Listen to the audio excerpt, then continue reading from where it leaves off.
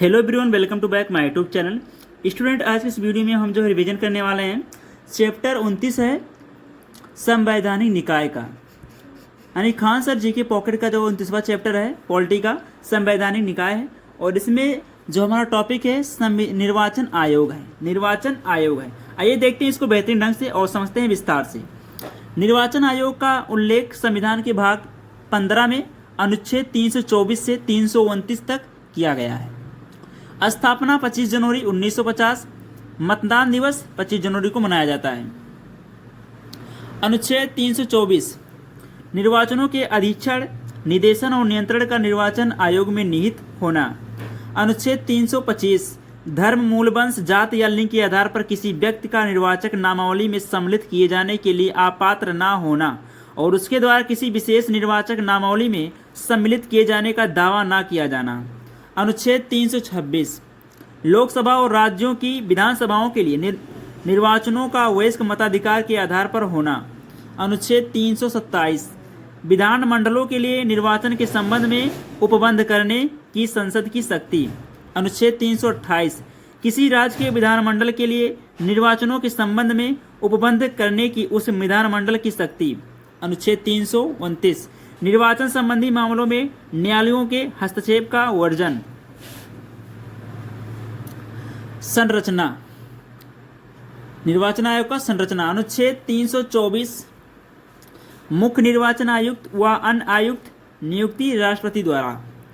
1989 तक एक सदस्यीय व 1988 में 2 अन्य आयुक्त। 1990 में पुनः एक सदस्यीय, जिसे 1993 में पुनः बहुसदस्य कर दिया गया। शक्ति व कार्य मतदाता पंजीकृत, निर्वाचन तिथि व नामांकन पत्र जांच, चिन्ह आवंटित दलों को मान्यता देना, विवाद की जांच, निर्हरता संबंधी मामलों में राष्ट्रपति सलाह, अनियमितताओं पर निर्वाचन रद्द करना, चुनाव तंत्र पर्यवेक्षण करना, शांतिपूर्ण तरीके से चुनाव करवाना, निर्वाचन नामावली का निरीक्षण, निर्देशन, नियंत्रण करना, राष्ट्रपति शासन वाले राज्य में 1 वर्ष समाप्त कर पर चुनाव की समीक्षा, राष्ट्रीय व राज्य स्तरीय दल का दर्जा देना आदि कार्य शामिल है। मान्यता प्राप्त राजनीतिक दलों के विभाजन विलय से संबंधित विवाद निपटाता है। भारत के चुनाव आयोग द्वारा राष्ट्रपति, उपराष्ट्रपति, लोकसभा, राज्यसभा, विधानसभा व विधान परिषद के चुनाव करवाए जाते हैं। वेतन भत्ते, मुख्य चुनाव आयुक्त वही वेतन पाने का हकदार है जितना उच्चतम न्यायालय के न्यायाधीश को दिया जाता है। 25,000। नोट, मुख्य चुनाव आयुक्त व अन्य चुनाव आयुक्त के वेतन पर सेवा शर्तें कैबिनेट सचिव के बराबर होंगी। कार्यकाल, चुनाव आयोग के सदस्यों का कार्यकाल 6 वर्ष या 65 वर्ष की आयु जो भी पहले हो, परंतु राष्ट्रपति पहले भी हटा सकता है। पद से हटाना, मुख्य चुनाव आयुक्त को उच्चतम न्यायालय के किसी न्यायाधीश को हटाने के तरीके और कारण के अतिरिक्त किसी अन्य तरीके के और कारण से उनके पद से नहीं हटाया जा सकता है। पद से नहीं हटाया जा सकता है।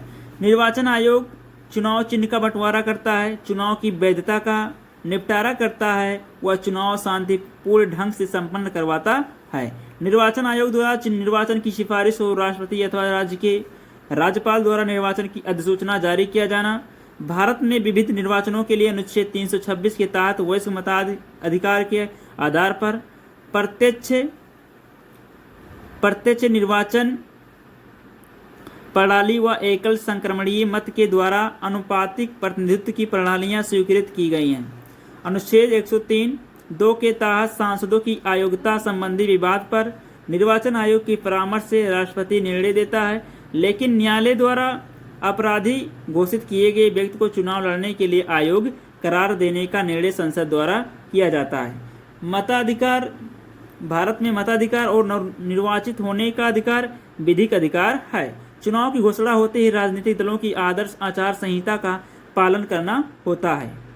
आदर्श आचार संहिता का पालन करना होता है। राज्य विधानमंडलों के निर्वाचन हेतु सिद्धांतों में यह वयस्क मताधिकार के आधार पर होंगे। प्रत्येक क्षेत्रीय निर्वाचन क्षेत्र के लिए केवल एक निर्वाचक सूची होगी। धर्म, जात, लिंग आदि के लिए निर्वाचक सूची बनाने में कोई स्थान नहीं होगा। राजनीतिक दलों को अपने स्वयं के मानक स्थापित करने की स्वतंत्रता होगी। सम्मिलित है। निर्मम मत सर्वेक्षण के विषय में निर्गम मत सर्वेक्षण अभिव्यक्ति का प्रयोग मतदाताओं के उस नवनिर्वाचनेतर सर्वेक्षण को व्यक्त करना है जिससे वह पता चले कि मतदाताओं ने अपने मताधिकार का प्रयोग किया, प्रत्याशी के पक्ष में किया। लोक प्रतिनिधित्व संशोधन अधिनियम 1966 द्वारा भारतीय राष्ट्रीय ध्वज के अथवा भारत के संविधान के अपमान के अपराध के लिए किसी दोष सिद्ध के होने पर दोष सिद्धि की तिथि से 6 वर्षों के लिए संसद और राज्य विधानमंडलों के चुनाव लड़ने की अयोग्यता हो जाएगी। लोकसभा के लिए चुनाव लड़ने हेतु अभ्यर्थी द्वारा जमा किए जाने वाले प्रतिभूति निक्षेप में वृद्धि की गई है। चुनाव लड़ने वाले किसी अभ्यर्थी की मृत्यु हो जाने पर अब किसी निर्वाचन की प्रत्यादिष्टि नहीं किया जा सकता। किसी निर्वाचन क्षेत्र को आरक्षित करने का निर्णय परिसीमन आयोग द्वारा लिया जाता है। परिसीमन आयोग के आदेशों को किसी न्यायालय में चुनौती नहीं दी जा सकती है। परिसीमन आयोग के आदेश जब लोकसभा अथवा राष्ट्र विधानसभा के सम्मुख रखे जाते हैं तब उन आदेशों में कोई संशोधन नहीं किया जा सकता है। अनुपातिक आपुपातिक प्रतिनिधित्व की प्रणाली अल्पसंख्यकों के प्रतिनिधित्व की समस्या का कुछ हद तक समाधान कर सकती है, क्योंकि अनुपातिक प्रतिनिधित्व की प्रणाली निर्जातीयता, लिंग, हितों और विचारधाराओं पर आधारित सभी प्रकार के समूहों के यथोचित प्रतिनिधित्व का सुलभ बनाती है। नोट: दिनेश गोस्वामी समिति ने लोकसभा के चुनाव के सरकारी निधियन की सिफारिश की थी। एक राष्ट्र एक चुनाव: भारत सरकार ने देश में एक साथ सभी चुनाव कराने के लिए पूर्व राष्ट्रपति श्री रामनाथ कोविंद की अध्यक्षता में 8 सदस्य समिति का गठन किया, जिसके सदस्य निम्न हैं: रामनाथ कोविंद अध्यक्ष, NK सिंह, अधीर रंजन हटगे, चौधरी गुलाम नबी आजाद, संजय कोठारी, अमित शाह, वकील हरीश साल्वे और सुभाष कश्यप। समिति का गठन 2 सितंबर 2023 को किया, जिसने 191 दिन के बाद 18,626 पन्नों की रिपोर्ट राष्ट्रपति द्रौपदी मुर्मू को 14 मार्च 2024 को सौंप दी गए। यह रिपोर्ट विश्व के 7 सालों में लागू एक देश एक चुनाव प्रक्रिया को देखकर तैयार किया तथा अनुमान है कि वर्ष 2029-2030 में एक देश एक चुनाव भारत में होंगे। नोट: एक राष्ट्र एक चुनाव OLOE के वन नेशन इलेक्शन के पक्ष में विधिक आयोग द्वारा 170वीं व 255वीं रिपोर्ट दी है। इलेक्ट्रॉनिक वोटिंग मशीन EVM का सबसे पहले प्रयोग के तौर पर इस्तेमाल 1982 में किया गया, परंतु 2004 के लोकसभा चुनाव में सभी मतदान केंद्रों पर EVM इलेक्ट्रॉनिक वोटिंग मशीन का प्रयोग किया गया। भारत में EVM बेंगलुरु कर्नाटक व ECIL हैदराबाद द्वारा 1989 में तैयार की गई। इसका कुछ विधानसभा चुनाव में नवंबर 1998 में प्रयोग किया गया। EVM के परिणामों की सत्यता की जांच के लिए भविष्य में VVPAT अर्थात voter verified paper audit trail M3 संस्करण का प्रयोग होगा। आचार संहिता: जब निर्वाचन आयोग द्वारा चुनाव के कार्यक्रमों की घोषणा करता है तब ही आदर्श आचार संहिता लागू हो जाती है, जो चुनाव के परिणाम तक लागू रहती है तथा आचार संहिता के दौरान किसी भी प्रकार की लोक लुभावन घोषणाएं नहीं की जा सकती है। वह चुनाव के समय सरकारी मशीनरी दुरुपयोग नहीं कर सकते, धन बल का प्रयोग नहीं कर सकते व न ही क्षेत्र, जात, धर्म मुद्दे उठा सकते। राष्ट्रीय दल: वर्तमान में 6 राष्ट्रीय दल हैं, 6 राष्ट्रीय राजनीतिक दल हैं। जून 2019 में कॉनरेड की संगमा के नेतृत्व वाली नेशनल पीपुल्स पार्टी NPP को राष्ट्रीय दल का दर्जा प्रदान किया गया है, जिसका चुनाव चिन्ह पुस्तक है। अप्रैल 2023 में अरविंद केजरीवाल के नेतृत्व वाली आम आदमी पार्टी को राष्ट्रीय दल का दर्जा प्रदान किया गया है। इसका चुनाव चिन्ह झाड़ू है। राष्ट्रीय पार्टी का दर्जा प्राप्त करने के लिए निम्न शर्तें हैं: 4 या ज़्यादा राज्यों में राज्य पार्टी का दर्जा प्राप्त, जो लोकसभा के चुनाव में 3 अलग अलग राज्यों से कम 2% सीटें जीते। तीसरा, 4 लोकसभा सीटें व 4 राज्यों में 6% मत प्राप्त होना चाहिए। नोट: प्रत्येक 10 साल में राष्ट्रीय पार्टी की सूची तैयार की जाती है। वर्तमान में राष्ट्रीय राजनीतिक दल: भारतीय राष्ट्रीय कांग्रेस INC 28, स्थापना इसका हुआ था 28 दिसंबर 1985। इसके अध्यक्ष थे मल्लिकार्जुन खड़गे। Bharatiya Janata party NJP BJP 6 अप्रैल 1980 जेपी नड्डा। बहुजन समाज पार्टी बीएसपी 14 अप्रैल 1984 Mayawati. Communist party of India CPI M 7 नवंबर 1964 Sitaram Yechury. National people party NPP 6 जनवरी 2013 Conrad Sangma. Aam Aadmi party AAP 26 नवंबर 2012 Arvind Kejriwal. Congress for democracy की स्थापना 1977 में जगजीवन राम ने की, जिसका जनता पार्टी में विलय हो गया। बहुजन समाज पार्टी की स्थापना डॉक्टर भीमराव अंबेडकर की जयंती पर कांशीराम द्वारा की गई। अखिल भारतीय कम्युनिस्ट दल की स्थापना मानवेंद्र नाथ एम.एन. रॉय ने 26 दिसंबर 1995 ईस्वी में की है। ममता बनर्जी ने 1 जनवरी 1998 ईस्वी को अखिल भारतीय तृणमूल कांग्रेस AITC की स्थापना की। शरद पवार PA शर्मा व तारिक अनवर ने राष्ट्रीय कांग्रेस पार्टी NCP की स्थापना 25 मई 1999 ईस्वी को की है। भारतीय जनता पार्टी की उत्पत्ति श्यामा प्रसाद मुखर्जी द्वारा स्थापित भारतीय जनसंघ में निहित है।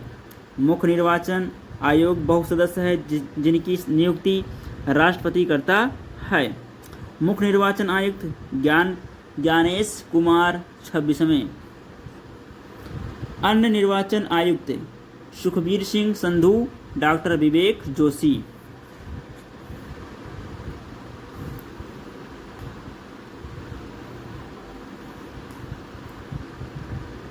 भारत के निर्वाचन आयुक्त क्रम संख्या इधर नेम है, पद धारण और पद मुक्ति।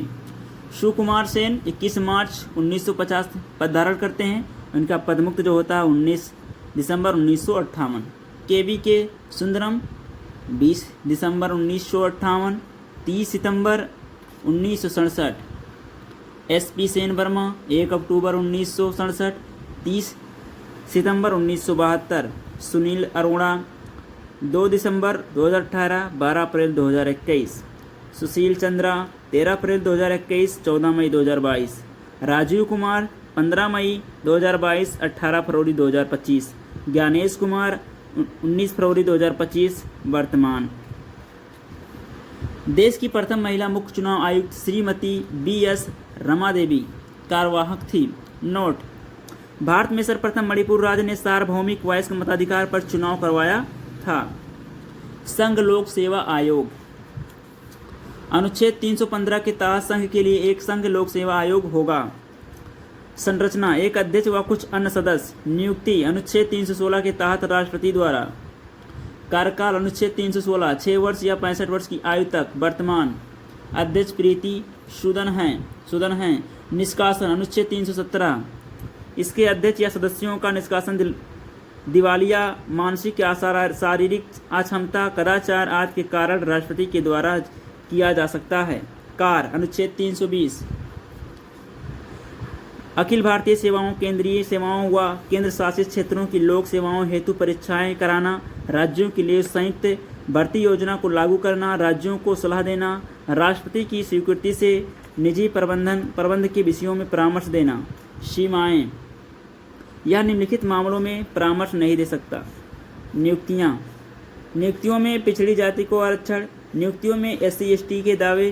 किसी पद के लिए अस्थायी नियुक्ति 1 वर्ष से कम। आयोग में पदों के चयन संबंधी मामले।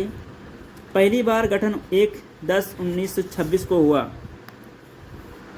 अनुच्छेद 323 के तहत अनुच्छेद 323 के तहत संघ लोक सेवा आयोग अपना वार्षिक प्रतिवेदन राष्ट्रपति को सौंपता है। भारत में पहली बार लोक सेवा आयोग की स्थापना गवर्नमेंट ऑफ इंडिया एक्ट 1919 के तहत हुई। किसी जाति तथा जनजाति को अनुसूचित जात तथा अनुसूचित जनजाति घोषित भारत का राष्ट्रपति कर सकता है।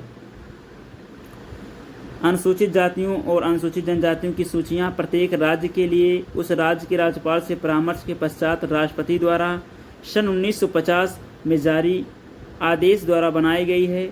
इस सूची में संशोधन केवल संसद अधिनियम बनाकर कर सकती है।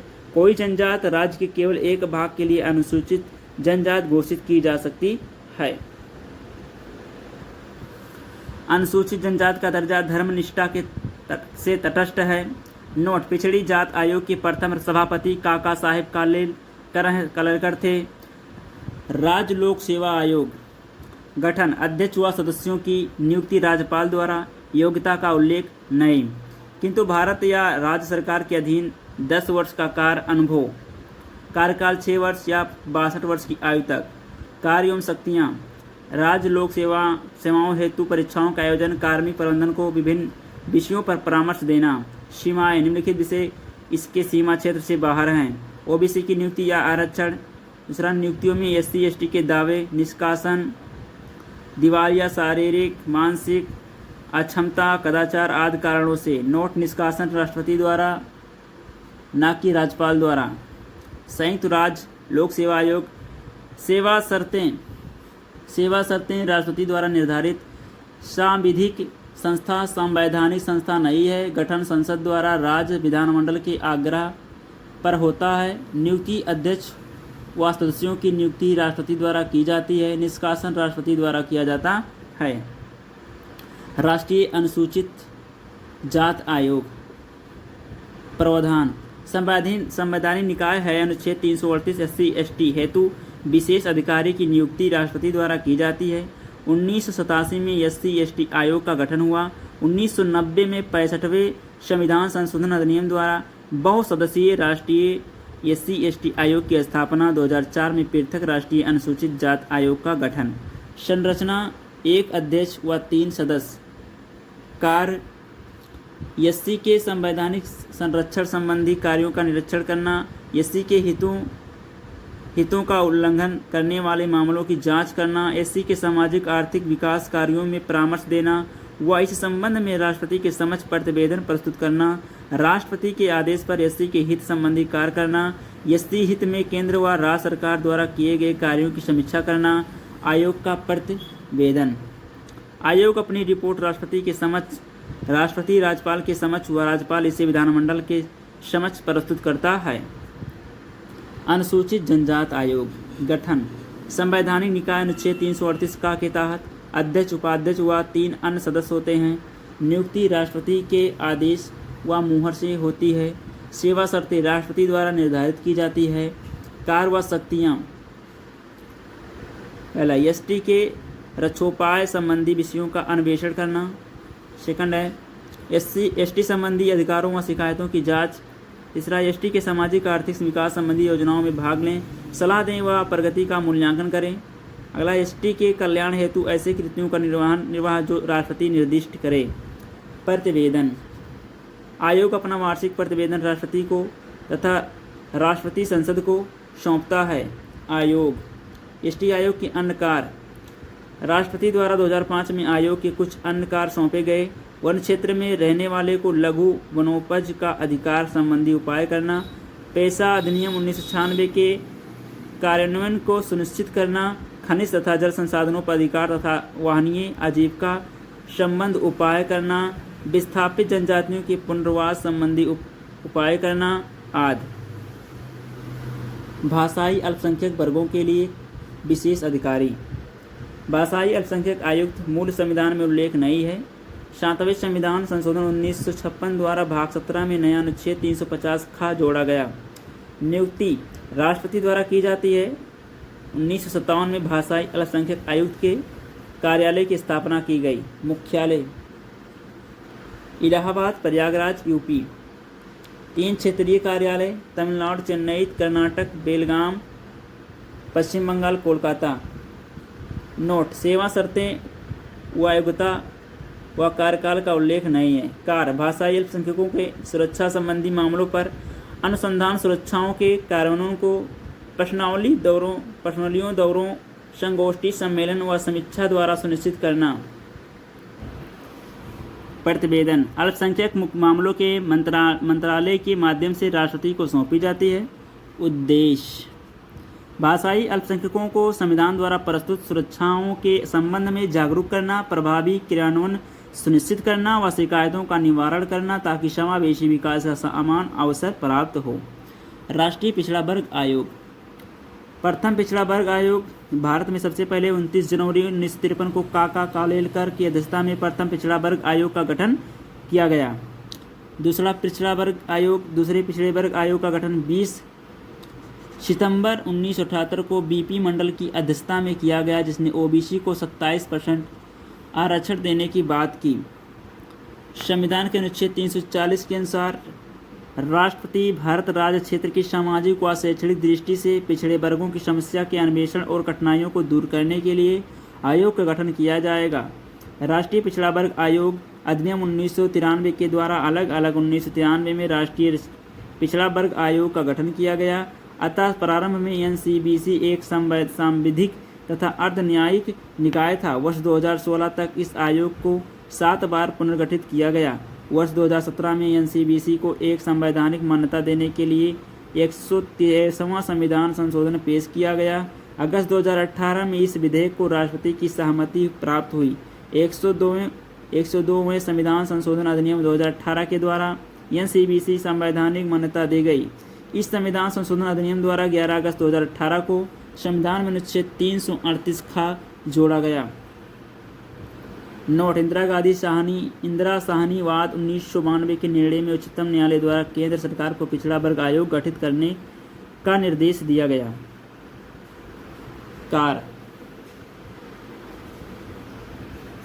पिछड़े वर्गों की स्थिति में सुधार के लिए सरकार को परामर्श देना, पिछड़े वर्गों में अधिकारों के प्रति जागरूकता पैदा करने के लिए क्रीमी लेयर की धन सीमाओं के बारे में शासन व्यवस्था को परामर्श देना, सामाजिक तथा शैक्षणिक दृष्टि से पिछड़े वर्गों की दशाओं तथा उनकी कठिनाइयों की जांच करना। आयोग का प्रतिवेदन: आयोग अपना वार्षिक प्रतिवेदन राष्ट्रपति को सौंपता है, जिससे पिछड़े वर्गों के उत्थान के विभिन्न निर्णय उल्लिखित होंगे। राष्ट्रपति आयोग द्वारा प्रेषित किसी राज्य से संबंधित प्रतिवेदन को संबंधित राज्य को अग्रसारित करते हैं। इस प्रतिवेदन को राज्य सरकार द्वारा विधायिका की समक्ष प्रस्तुत करती है। आयोग की संरचना: पिछड़े वर्ग आयोग में अध्यक्ष सहित 5 सदस्य होंगे। आयोग में अध्यक्ष, उपाध्यक्ष एवं 3 अन्य सदस्य होते हैं। वर्तमान आयोग की संरचना: अध्यक्ष हंसराज गंगाराम अहीर, उपाध्यक्ष लोकेश कुमार प्रजापति, सदस्य डॉक्टर सुधा यादव, सदस्य कुलेंद्र सिंह पटेल, सदस्य श्री आचार्य तल्लाजू। तो ये था हमारा आज का जो है रिवीजन चैप्टर 29 का। आई होप आप सभी को ये वीडियो पसंद आएगा, तो प्लीज़ वीडियो को लाइक से सब्सक्राइब करें, हमें सपोर्ट जरूर करें। तो आज के लिए इतना ही, मिलते हैं नेक्स्ट वीडियो में। तब तक के लिए पढ़ते रहिए, मस्त रहिए। जय हिंद, जय भारत।